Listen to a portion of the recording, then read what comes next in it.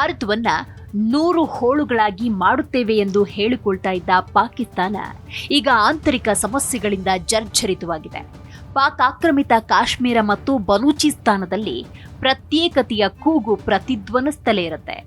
ಇದೇ ವೇಳೆ ಬಲೂಚಿಸ್ತಾನ ಸ್ವಾತಂತ್ರ್ಯ ಘೋಷಿಸಿಕೊಂಡಿದೆ. ದಶಕಗಳಿಂದ ನಡೀತಾ ಇರುವ ಸಶಸ್ತ್ರ ಹೋರಾಟದ ಮುಂದುವರೆದ ಭಾಗವಾಗಿ ಈ ಘೋಷಣೆ ನಡೆದಿದೆ. ಈ ಬಲೂಚಿಸ್ತಾನದ ಸ್ವಾತಂತ್ರ್ಯದ ವಿಷಯ ಪಾಕಿಸ್ತಾನದ ಆಂತರಿಕ ಭದ್ರತೆ ಮತ್ತು ಭೌಗೋಳಿಕ ರಾಜಕೀಯದ ದೃಷ್ಟಿಯಿಂದ ಅತ್ಯಂತ ಸೂಕ್ಷ್ಮ ಮತ್ತು ಗಂಭೀರ ವಿಚಾರ. ಪಾಕಿಸ್ತಾನಕ್ಕೆ ಪಿಒಕೆಗಿಂತ ಹೆಚ್ಚಾಗಿ ಬಲೂಚಿಸ್ತಾನದ ಬೆಳವಣಿಗೆಗಳು ಇಸ್ಲಾಮಾಬಾದ್ಗೆ ಏಕೆ ಹೆಚ್ಚು ಆತಂಕಕಾರಿ ಎಂಬುದಕ್ಕೆ ಕೆಲವು ಪ್ರಮುಖ ಕಾರಣಗಳಿವೆ. ಬಲೂಚಿಸ್ತಾನ ನೈಸರ್ಗಿಕ ಸಂಪನ್ಮೂಲಗಳ ಆಗರ. ಬಲೂಚಿಸ್ತಾನ ಪಾಕಿಸ್ತಾನದ ಒಟ್ಟು ಭೂಪ್ರದೇಶದ ಸುಮಾರು 44% ಅಷ್ಟು ಹೊಂದಿದೆ.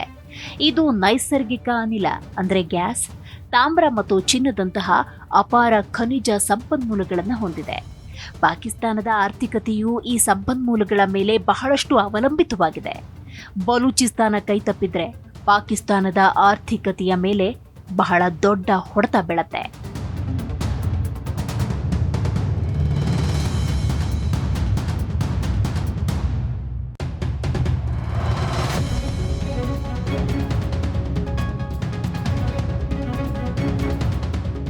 ಗ್ವಾದರ್ ಬಂದರು ಮತ್ತು ಚೀನಾ ಪಾಕಿಸ್ತಾನ ಆರ್ಥಿಕ ಕಾರಿಡಾರ್.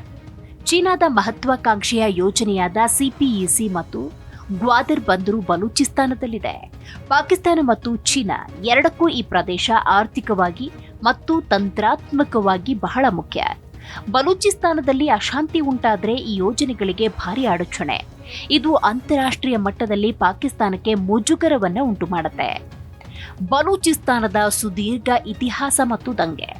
ಬಲೂಚಿಸ್ತಾನದ ವಿಲೀನ ಅಂದರೆ 1948ರಲ್ಲಿ ಕಲಾತ್ ಸಂಸ್ಥಾನದ ವಿಲೀನ ವಿವಾದಾತ್ಮಕವಾಗಿದೆ. ಅಲ್ಲಿನ ಜನರಲ್ಲಿ ತಾವು ಪಾಕಿಸ್ತಾನದ ಭಾಗವಲ್ಲ ಅನ್ನೋ ಭಾವನೆ ದಶಕಗಳಿಂದ ಇದೆ. ಅಲ್ಲಿನ ಸ್ಥಳೀಯರು ಸಂಪನ್ಮೂಲಗಳ ಶೋಷಣೆ ಮತ್ತು ಅಭಿವೃದ್ಧಿಯ ಕೊರತೆಯ ಬಗ್ಗೆ ದಶಕಗಳಿಂದ ದೂರು ನೀಡ್ತಾ ಇದ್ದಾರೆ. ಬಲೂಚಿಸ್ತಾನ ಲಿಬರೇಷನ್ ಆರ್ಮಿಯಂತಹ ಸಂಘಟನೆಗಳು ಪಾಕಿಸ್ತಾನದ ವಿರುದ್ಧ ಸಶಸ್ತ್ರ ಹೋರಾಟ ನಡೆಸ್ತಾನೇ ಇವೆ. ಪಾಕ್ ಆಕ್ರಮಿತ ಕಾಶ್ಮೀರ ಮುಖ್ಯವಾಗಿ ಭಾರತ ಮತ್ತು ಪಾಕಿಸ್ತಾನದ ನಡುವಿನ ರಾಜತಾಂತ್ರಿಕ ಮತ್ತು ಪ್ರಾದೇಶಿಕ ವಿವಾದ. ಅಲ್ಲಿ ಪ್ರತಿಭಟನೆಗಳು ನಡೀತಾ ಇದ್ರು ಬಲೂಚಿಸ್ತಾನದಷ್ಟು ತೀವ್ರವಾದ ಮತ್ತು ದೀರ್ಘಕಾಲೀನ ಸಶಸ್ತ್ರ ಬಂಡಾಯದ ಇತಿಹಾಸ ಅಲ್ಲಿಲ್ಲ. ಭಾರತದ ವಿರುದ್ಧ ರಕ್ಷಣಾತ್ಮಕವಾಗಿ ಇರಲು ಅಥವಾ ಆಕ್ರಮಣಕಾರಿಯಾಗಿ ಇರಲು ಪಾಕಿಸ್ತಾನಕ್ಕೆ ಪಿಒಕೆ ಅಗತ್ಯ ಇದೆ. ಅದು ಬಿಟ್ಟರೆ ಆ ಭೂಭಾಗದಿಂದ ಪಾಕಿಸ್ತಾನಕ್ಕೆ ಅಂಥದ್ದೇನೂ ಆಗಬೇಕಾದಿಲ್ಲ ಅನ್ನೋದು ಕೆಲ ತಜ್ಞರ ಅನಿಸಿಕೆ.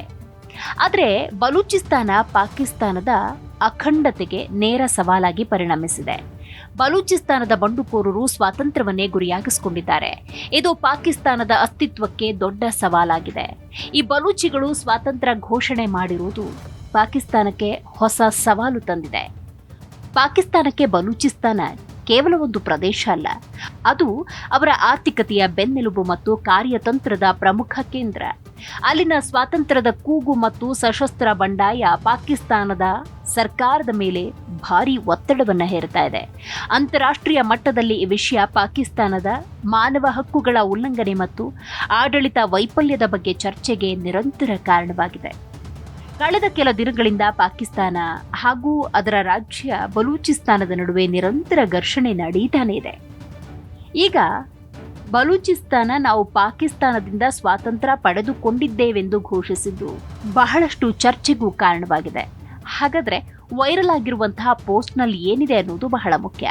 ಸಾಮಾಜಿಕ ಜಾಲತಾಣಗಳಲ್ಲಿ ವೈರಲ್ ಆಗ್ತಿರುವ ಪೋಸ್ಟ್ನಲ್ಲಿ ಬಲೂಚಿಸ್ತಾನದ ಸೇನೆಯು 85% ಭೂಪ್ರದೇಶದ ಮೇಲೆ ತನ್ನ ಹಿಡಿತವನ್ನ ಸ್ಥಾಪಿಸಿದೆ. ಇಲ್ಲಿ ಈಗ ನೂತನ ರಾಷ್ಟ್ರಗೀತೆ ಮತ್ತು ರಾಷ್ಟ್ರಧ್ವಜ, ತಮ್ಮದೇ ಆದ ಕರೆನ್ಸಿ ಹಾಗೂ ಆಡಳಿತ ವ್ಯವಸ್ಥೆ ರೂಪುಗೊಳ್ಳಲಿದೆ ಅಂತ ತಿಳಿಸಲಾಗಿದೆ.